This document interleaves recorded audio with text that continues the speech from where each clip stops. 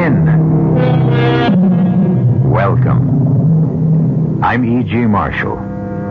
Welcome to the world of terrifying imagination, the fear you can hear.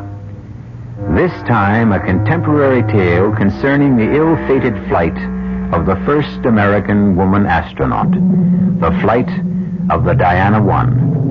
A tale of 3 astronauts who reached Skylab only to be literally snatched into the void. But before Diana I ever left the ground, the aura of doom hovered around her as she stood poised on the launching pad. This is Diana Control. We've been holding at T-minus 45 minutes while a faulty computer monitoring the loading of propellant has failed. This is a scrub. We will set back countdown to T-minus 13 hours. McDonald at Capcom. Gordon, do you read me? I read you. I'm sorry for the bad news. It's a scrub. Roger. Tell Luke I'm sorry, too. And, what do I say to the doctor? Same thing. Same for all of us on the team. Yeah, but it's tougher on her. I mean, you know, the disappointment. First American woman into space and all. Terry will manage it. Don't you worry about her. Over and out. Roger. Only I do worry. Ships, whether they ride on air or water, just don't mix with women.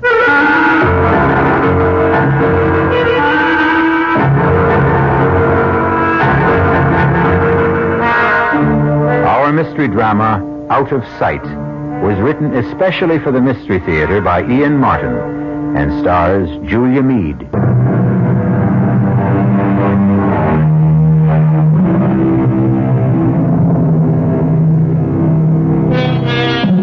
It might have been far better if the scrub on the Diana I had been a total.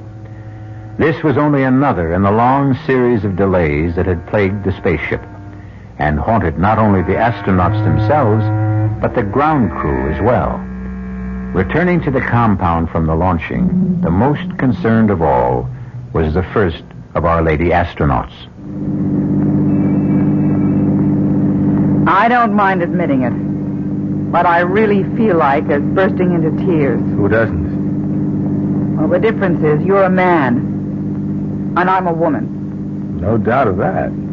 Although I must say I go for you a lot more as you are now than in the spacesuit. Down, boy. Back off, Marine. Hey, what are you getting so sore about, Navy? You got her. And I mean to keep her. Yes, sir, Captain. I mean, Commander. Hey, don't pass my digs. Are we all having dinner together? Yeah, sure thing, but I want to get me a shower and a shave first. We were up on that rocket so long, I practically grew a beard on my knees. Well, I'll see you later.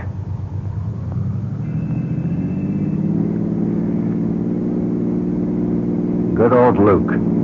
I'm glad he's the 3rd member of the team. Oh, no. The 2nd. I'm the 3rd wheel, Gordon. And you know why I wanted to burst into tears? Like all of us. Disappointment? No, a lot more than that. Oh, Gordon, maybe today was an omen. Maybe I should cut out right now. I've got the strongest hunch this flight is jinxed. And I'm the jinx.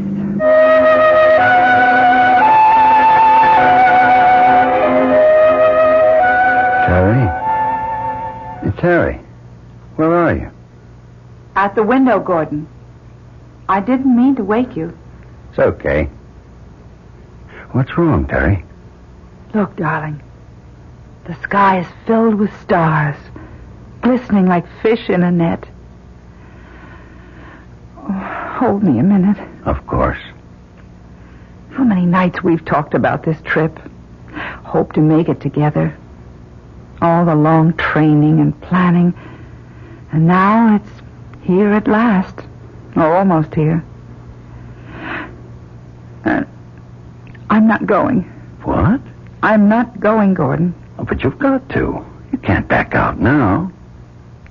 Lieutenant Nettles is back up for me. Oh, but she's not a doctor. She's a woman. That's the important thing.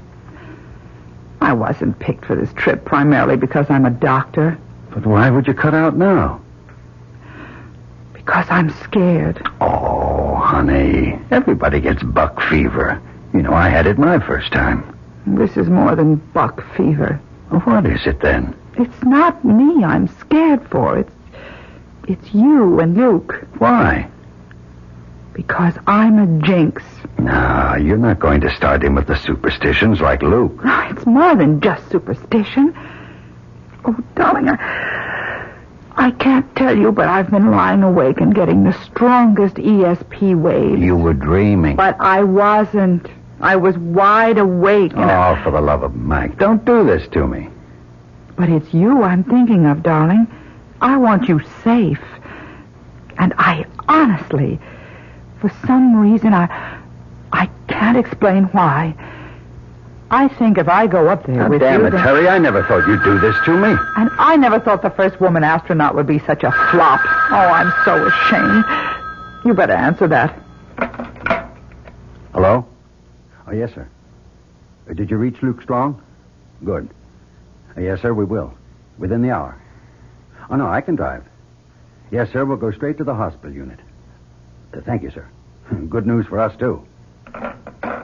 What is it?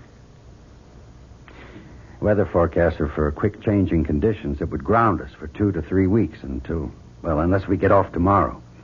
They've restarted the countdown, and it's go. We lift off in 7 hours. I've committed you, Terry. If you don't go, it's a total scrub. Are you with me? You know I'm always with you, for better or for worse. Not just as a wife. Ready, willing, and able, Skipper. Astronaut Teresa Weber reporting aboard.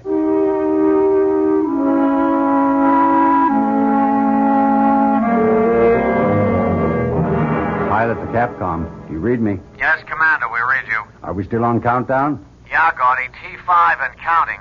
Any okay with you? All systems are go here. Check, Luke? Everything reads good to me. Cabin pressure is holding at 6.1 pounds. Roger. We are T40 and counting. Looks good all the way. Good.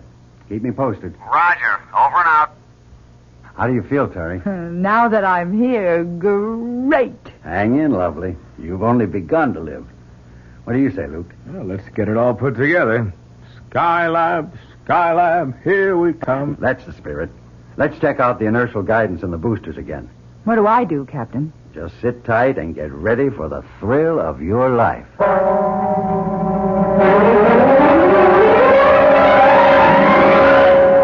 This is Diana Control. The D1 countdown is at T-minus 35 seconds and counting. All systems are reported in a go condition. Pilot, co-pilot, and Dr. Weber are ready. The Diana spacecraft umbilical is cut. We have transferred to internal power. We are counting down starting now. 13, 12, 11, 10, 9. Ignition sequence starting. 5, 4. We have ignition. All engines are running. We have a liftoff.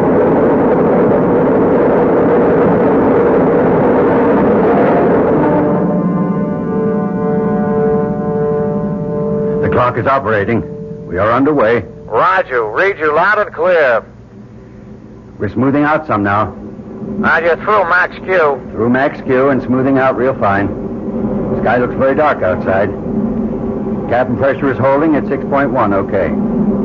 Coming up on 2 minutes. Roger. Reading you loud and clear. Pitch 25 degrees. Your flight path looks very good.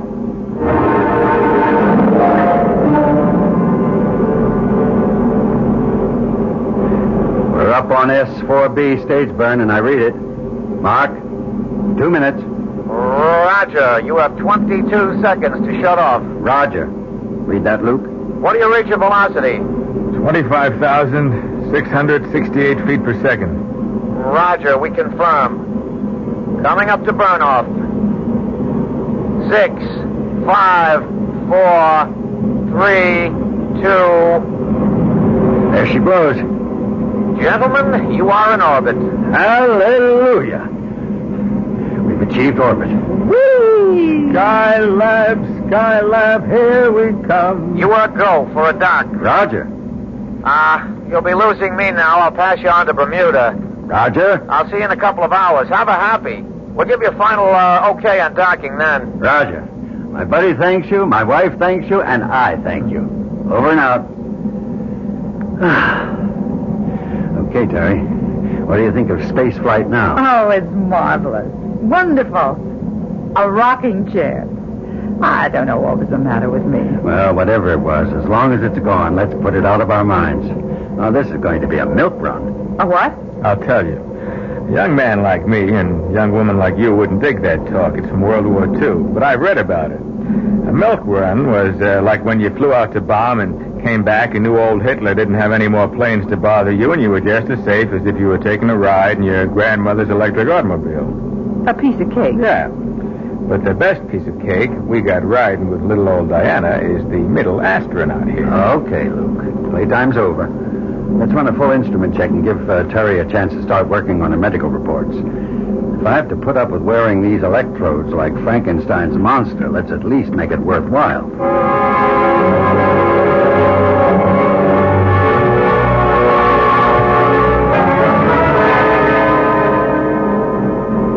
Can you boost your signal, Hawaii? Do you read me? Anything wrong, Gordon? No. We just passed out of range of Hawaii. We should be picking up on Houston and Mac any moment. It's always kind of scary, though, isn't it? What? Anytime the tracking stations don't overlap and you lose contact. Oh, you get used to it. It's only for a few moments at most. Wouldn't it be... Wouldn't it be what, Terry? Oh, that's just silly imagination. No, you got me going. I want to hear what. Well, I was just thinking, wouldn't it be awful if we did lose touch completely with Earth? Not possible. Too many backup systems. Different frequencies, emergency equipment. Yeah, but just supposing as long as Terry brought it up, we did lose contact. What would happen then? Well, we can still fly the ship. Well, with no arrangement for splashdown, where would we fly to? Well, we can always dock with Skylab and use their equipment. We don't need ground to make a dock. Yeah, but if Skylab's equipment come was out... on now. It's just not possible, so forget it. I'm going to call in... Diana 1, this is Skycom. Do you read me? Roger. I sure do. Loud and clear. Good. We'll have half an hour's clear contact. During that, we'll give you coordinates for the dock. Roger. Now, let's synchronize our time. I'm coming up on 10:32. That's 2232. Mark when I give you wow. Wow. Roger. I read you. Dead on the button. Hey, okay. Hear this, then. In order to achieve trend... Mac? Mac? You read me? Mac? What is it? Now, hold it. Let me try another frequency. Mac? Mac? Capcom, this is Pilot Weber. Do you read me? Damn, try another. Diana 1 to Capcom. Capcom, do you read me?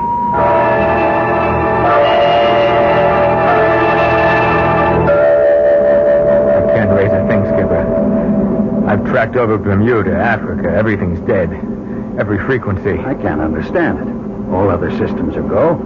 Yet we've lost contact with ground. That means we're on our own? Unless we turn up Australia, Hawaii, or Mac back at Houston. And if we don't? We head for Skylab. Is that so terrible? Certainly its radio must be working. And if it isn't? Now, that isn't anything I want to start thinking about right now. Maybe we better, because... Because what, Terry? You don't know, Luke, about my dream. For God's sake, this is no time for dreams. Hello? This is Diana 1 calling. That isn't going to do any good, Gordon. This is what I dreamed, that we'd lose contact. I remember that humming sound. You'll never get through it, even if we make Skylab. That would mean that... Thanks to me, the first woman, the Jinx, we're lost. We're lost in space.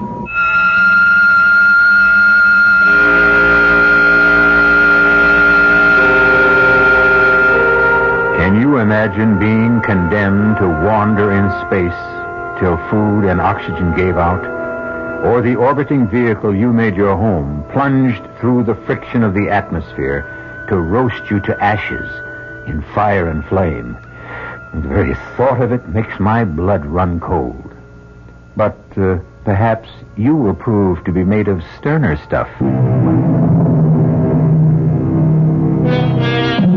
For another full orbit, the Diana 1 circled the Earth. But it seemed that all communication was irretrievably gone. On all frequencies, on all tracking stations our astronauts tried to raise, they heard only that high, oscillating hum. No, we've got to face it. We're clear out of touch. There's only one thing left to do. Make the dock ourselves. Well, we've used up a critical amount of fuel attitudinizing ourselves to try to pick up Capcom signals. I know. Do we go for a dock this time around or wait till next orbit? Well, we've repositioned all the way around this time. We'll never be aligned more favorably. With the tweak burn, we ought to have precise apogee and gain on her enough to lock onto target with radar. How soon will we see the lab? 25 to 20 miles we ought to have clear. There she is. Ahead and just a little bit above us. She's right, Gordy. Okay, we'll intercept. We're on our own. We're going to have to chase for a while, but we're locked on by radar and fitting.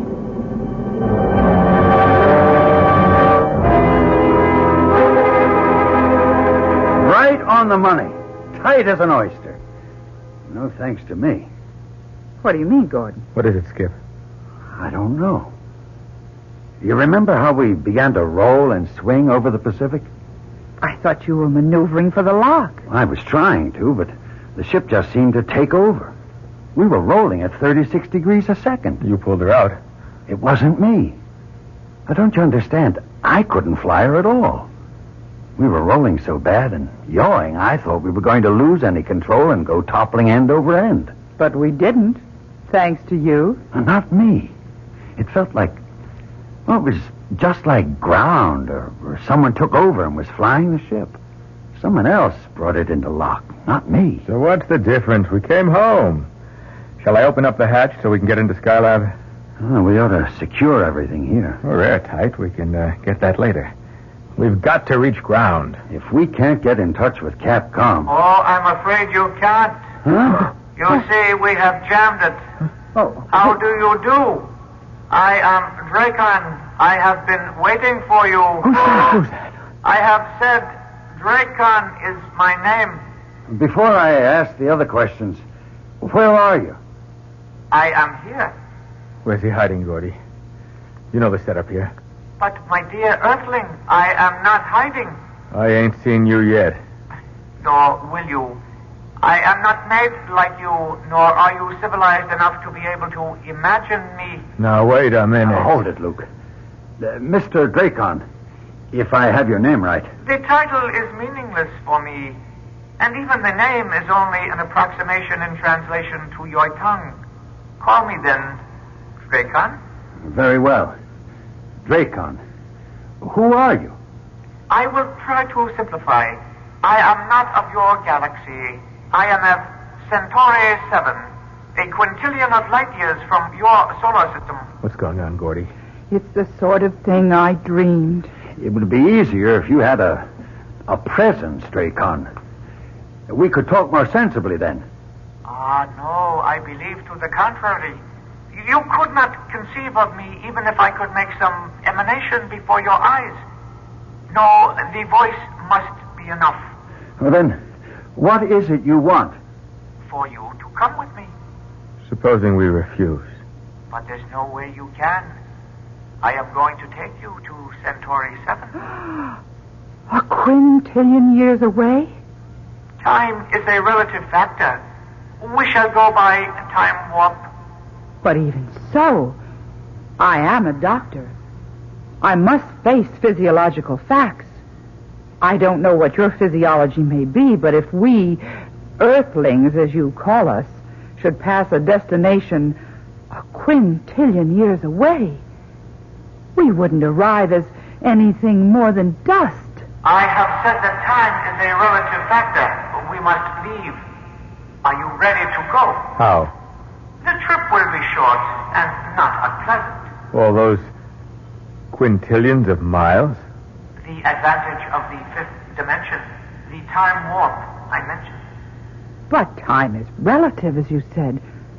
Who's to say that your time won't destroy us? How long will it take us? In your time, you would indeed be infinitesimal dust, as the doctor maintains. In our time, a millimeter of a second, of which we have wasted quite enough. Shall we go? Here are your quarters. We have tried to construct them in appearance and solidity as those places you live on Earth. There are 2 bedrooms, one for the spouses and one for the drone. There will be food. You are welcome. We wish you to live as you live on your planet. For how long? We must control that. You are free to do as you will in these areas. 2 bedrooms, 2 baths, living room, dining area, fully equipped kitchen. That's upper class New York, maybe $600-700 a month. Furnished up to $1,000. Well, except for one thing. And that is? Not a window. And outside of closets and the rooms, only one door out of here. Which, unfortunately, we must keep locked. Why? We have our own security. I think occasionally you Earthlings must have caught a glimpse of our machines. We have been observing you for some time. Why? For reasons of our own. Our saucers have even landed on occasions, too, as you do in your flights to the moon, for example, to pick up informative material. We have even considered gathering some of you before this, but in the areas we landed, we did not consider the specimens quite satisfactory. We do very much consider you excellent representatives of your primitive culture. We have selected you as, what is a word you use? Guinea pigs. You mean we're going to be locked up here like in a laboratory cage? Yes, so we can study you. Now, I leave you to get adapted to your new surroundings.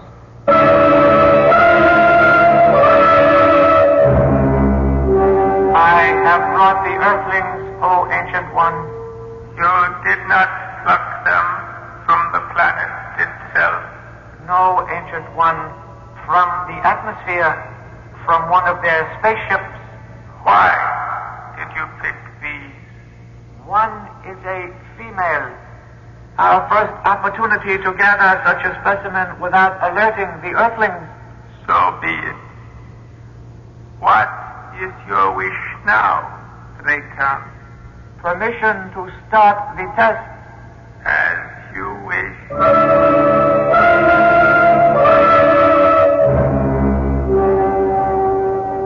Gordon, there's nothing in the big bedroom. It's just a box with some furniture.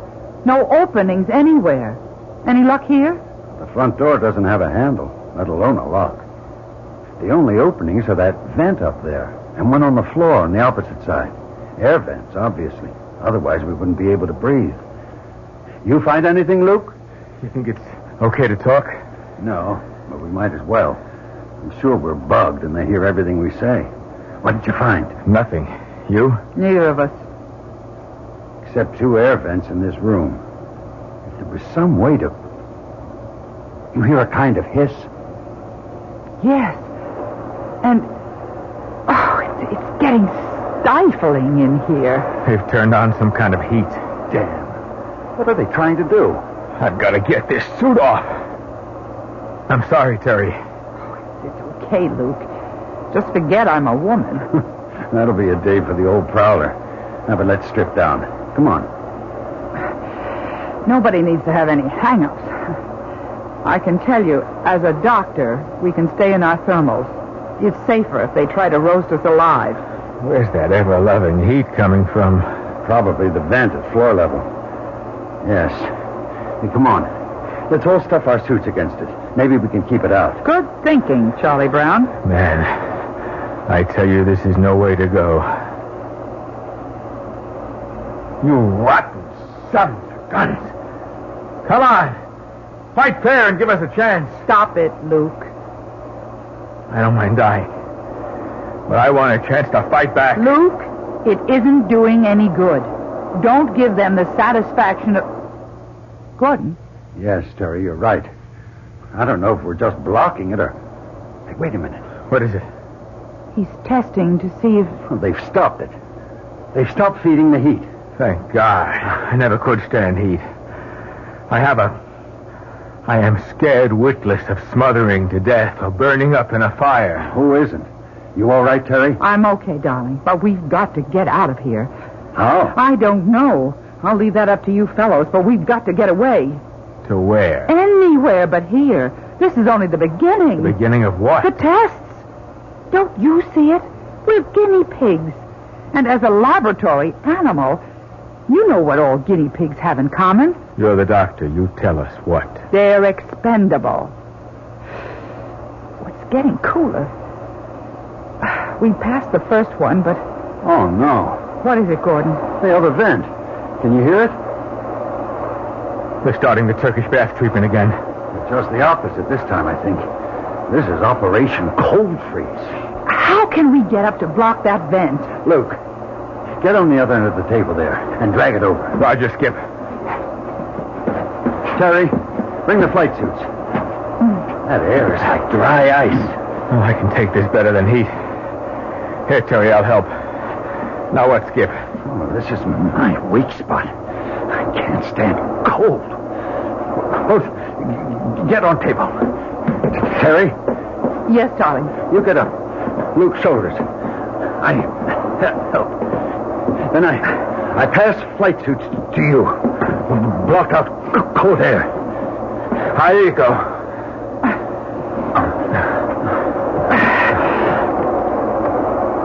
I'm okay. Hand me the suits. I'm braced against the wall. Okay, Gordy. It's all right. No need. They've shut off the freeze. Here are the suits. I got him. Come on down, baby.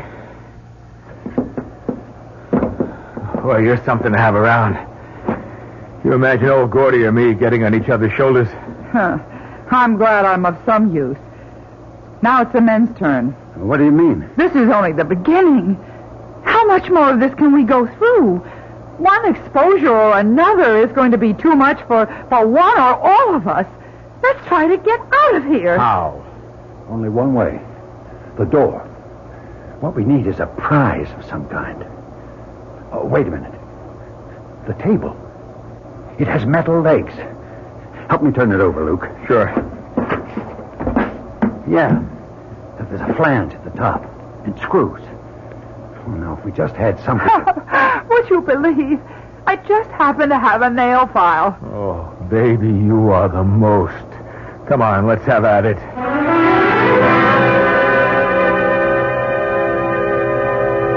Have we got the flange far enough in between the jamb and the door this time? This looks like it. Ready?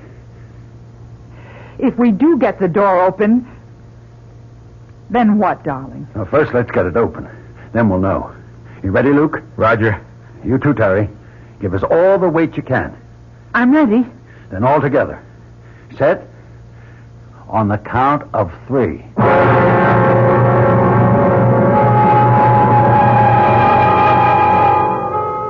Three lost and desperate astronauts, far beyond the stars. Should they succeed in opening this door, what can they hope to find at best? Another world, and one apparently hostile to them. What infinitesimal chance do they have to return to landfall and splash down on old familiar Mother Earth? Is there any threat worse to sanity than the unknown? And yet, faced with the prospect of death by any factor of the known, which of us would not gamble and reach for the unknown as an alternative? Our 3 lost astronauts are no different as they struggle to open a door on what? What kind of a world lies beyond it? She's open! But... Nothing. Well, there's nothing. Nothing outside, but... What? It may look like nothing, but it's solid. It might just as well be a wall. For you, it is. For us on Centauri 7, it is our world, but not yours. Are you now satisfied? But what do you intend to do with us? We must finish our tests before we tell you that. Now you are weary. First, you must rest.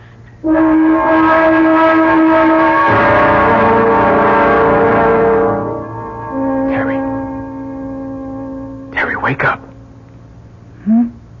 What? Luke. Shh. Don't wake Gordy. I've got to talk to you. What on earth? Please. Come into my room. Okay. Just a second till I find my shoes. Come on. I'm coming. What is it? I've got to talk to you. Terry. We're all going to die here. We don't know that. Well, I do. And there's something I want before I do. What are you? You. I want you, Terry. Luke, listen to me. I'm not listening to anyone anymore, just myself. Now, Gordy stole you away from me, but just for once, I'm going to steal something away from him. Gordy is your best friend. That's for laughs. Everything I ever wanted in life, I had to fight him for. First space flight, the commandership of this one U, we always won. Keep away from me. Not this time, not this once. You can't. I won't. I'll scream for Gordon. You do, and you get this in your throat. If I can't have you, he never will again. Oh, where did you get that knife? From the table. 3 of them there. Okay, Terry. Come here. Get away from her, Luke. Gordy. Look out, he has a knife. So have I. All right, Luke. You wanted to use the knife? Come on. Try it on me. That suits me just great. You bought yourself a real Donnybrook. Stop it. Stop it, both of you. Stay out of this, Terry. I won't stay out of it. And for the information of both of you, I have a knife, too. Okay, Luke. Drop yours. Let your lousy husband get me in the back, no thanks. Hey, stay out of this, Terry. He's had this coming a long time. Will you listen to me? Both of you? Don't you see this is just another test? What? Don't you remember? We're guinea pigs. They're testing every kind of reaction in us. Luke, please. I know how you feel about me. You love me. That's right, Terry. But not that way. As a friend, as you love Gordon. Love? Yes, love. You weren't made for hate or frustration or violence any more than Gordon is. It's them, Dracon or whoever they are. They're putting it all into your heads. They want to see how far they can provoke us, how much we can stand. They're the ones we have to fight. They're the ones we can't let win. What am I doing with a knife? Oh, God, Terry. Gordy, forgive me. I didn't know what I was doing. Neither did I. I woke up choking with this black hatred, and Where did I get this? They put them on the table. It's just as I said. Another of their tests. What's that smell? It's coming from this lower vent. It smells like... bitter almonds. That's cyanide. Get away from there. They've sealed up the door again. We've got to get out of here. The bed... No, they're louvered doors. It'll seep through. We've got to get away entirely. How? Even if we could get the door open again, I thought of it when the heat was coming in before. I think the cover on that vent up there is loose. It's big enough to crawl through. Get the other table, Luke. Drag it over. I've got the table leg that we used on the door. Maybe I can pry it open with that. Come on, Luke. The smell is getting heavier. I'm with you. Okay. Now give Terry a hand up. There you go. Now up on my shoulders. I got the table leg. All right. Now give it to her. Then support her while she levers it. Okay, Terry? Yes, I think I can. It's quite loose. I'm sure I can. Look out! Can you scramble in there? If I can just... get your hands under her left foot, Luke. Roger. I'll get mine under the other. Now, lift. All right, Terry? Yes? There's a duct. I can't see where it goes. Is it big enough for all of us to get through? Yes, but how? You're smaller than I am, Luke. I'll give you a leg up, and Terry can lift from above. What about you? I'll get a chair, and you can haul me up from there. Come on. Let's not waste any time. That smell is getting stronger.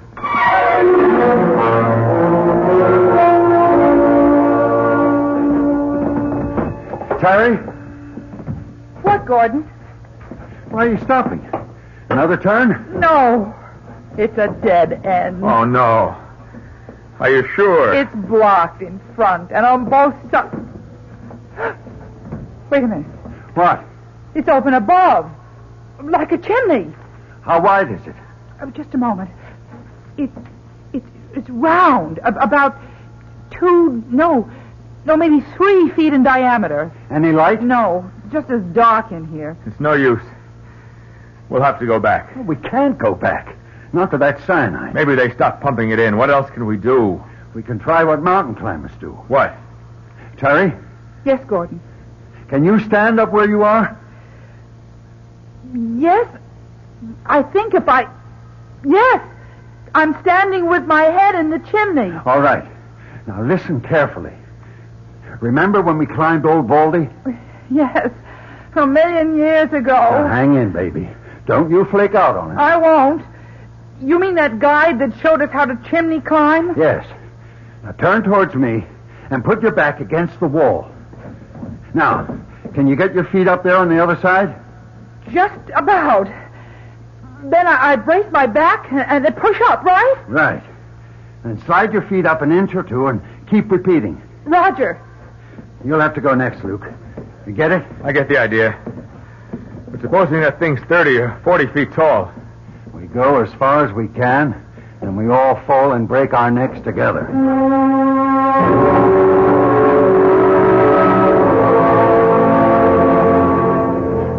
Hold it. What now? It's getting wider, but I think it's another dead end. Oh, not another chimney. I couldn't make it. This one goes down. There's a draft and... Oh, Lord. What? We only had a light. I have only one match left. I've been saving it. It's wider. You think you could come up here? I'll try. Watch it, darling. You're right at the edge. Where do you suppose this could go? There's fresh air. Maybe outside. Let's see. Maybe we've gotten a break at last. It's only about a 30-degree pitch. Ah! Well, there goes the match. But where goes the tunnel? I'll let you know any moment. If anything happens to me, you and Luke can try going back. Oh, no, sir. Anyone tries the roller coaster, old Luke gets to go first. No, Luke. Here I go. Feet first. Too bad I forgot my parachute. Geronimo! Luke! Luke, are you all right? I didn't break anything. Should we come ahead? Might as well. But you sure ain't gonna like it when you get here.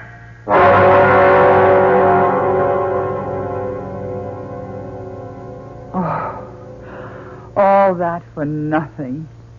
Right back where we started. At least we don't have to bother about trying the lower vent. We know where it goes to. And at least there's none of that cyanide gas. Yeah, but now what? Now we have finished with our external examination. I am sorry to say that the continuation of our test program may be even more unpleasant. Now, look. If you let Captain Strong and my wife go, you can... Just a minute, old buddy. Same offer here, Dracon, or whatever your name is. Only I stay. I'm afraid not satisfactory. The female is essential for more reasons than one. Why? First of all, your physiology is quite different from the male. We will want to study that. Secondly, you are a doctor. We can use your expertise to dissect your male companions so that we may study how to work on you. No, absolutely not. I won't lift a finger to help you. Suppose we were to offer to let your husband go. I'll answer that. No, let me. Darling, I'd gladly die for you. But I couldn't kill for you. I wouldn't expect you to. I love you. I love you. And we both love you, Luke. One for all, and all for one. I guess we bought it for good this time. But wherever we go, we stick together. Very well, Earthlings. I will give you your wish. You'll have to execute a turnaround. Hey, Diana 1, do you read me? I read you loud and clear. Why? I don't know. Funny thing. I had a loco notion, we all did down here, that we lost you for a couple of seconds. Not as far as I know. You didn't notice a kind of a time lag? Hold it, Capcom. You hear him, Luke? Mac? Yeah. I don't know what he's talking about. You, Terry? Capcom to Diana 1, do you read me? I read you. We registered a sort of oscillator hum during that 2-second gap. How about you? I didn't hear it. Half a sec. You pick up anything on instruments, Luke? Or hear a sort of oscillator hum? I did. Just like in my dream. Or I think I did.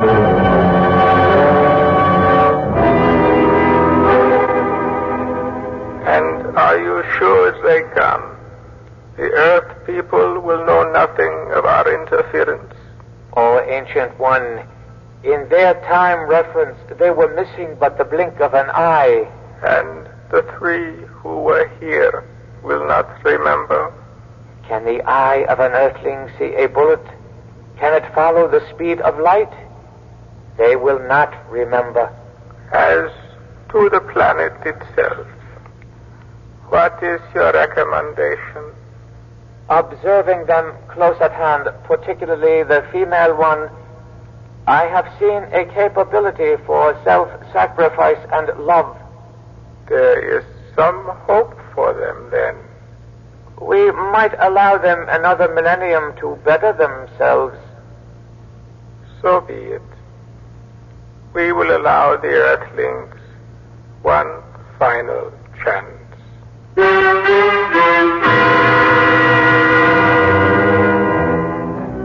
So there are no such things as flying saucers and strangers out of space. And man is the only creature to travel the roads among the stars. I wonder. Oh, well, it may not be too much longer before we find out for sure. Only a few thousand years.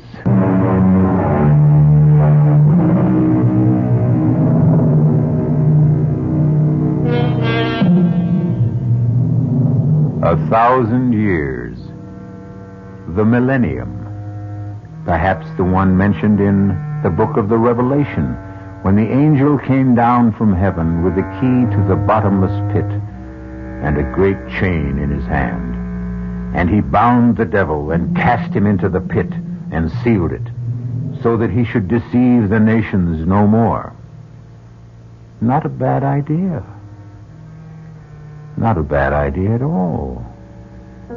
We could all begin with the devil in all of us. It might just be worth a try. Our cast included Julia Mead, Sidney Walker, Ira Lewis, and Jack Grimes. The entire production was under the direction of Himan Brown. And now, a preview of our next tale. I'm afraid I'm going to puncture that theory of yours about Hatcher being something of a time bomb ready to blow up. I'm certain that he's not dangerous. On what do you base your findings? Well, he's been under intense treatment and has begun to respond very rapidly. He's mild and cooperative. He's almost childlike. I see. I've reduced the guard to 1 8-hour shift, midnight to 8 in the morning, and at all other times he is constantly in the hands of our nurses and therapists and other personnel. Well, you are something of a gambler, Doctor, taking that kind of a risk. No. I don't think so. Doctor, has it occurred to you that this entire mild convalescence may have been programmed into the mind of this man to throw you off guard? Oh, nonsense. I know a harmless man when I see one. To leave him unguarded is taking chances with the lives of many people. Heaven only knows what has been fed into his receptive and willing mind.